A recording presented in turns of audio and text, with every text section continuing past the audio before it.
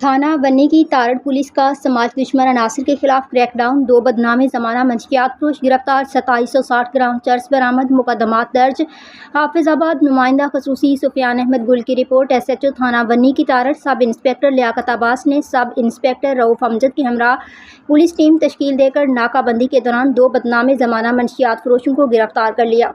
दौरान तलाशी मुलजिम फ़खर वल्द मुनीर सकना लाले के धीरन के कब्जे से 1360 ग्राम चर्स बरामद हुई, जिसके खिलाफ थाना बन्नी की तारड़ में मुकदमा नंबर 436/25 दर्ज कर लिया गया, जबकि मुलजिम तारिक वल्द बशीर सकना राहगो सईदा के कब्जा से 1400 ग्राम चर्स बरामद हुई, जिसके खिलाफ मुकदमा नंबर 437/25 दर्ज करके कानूनी कार्रवाई का आगाज़ कर दिया गया।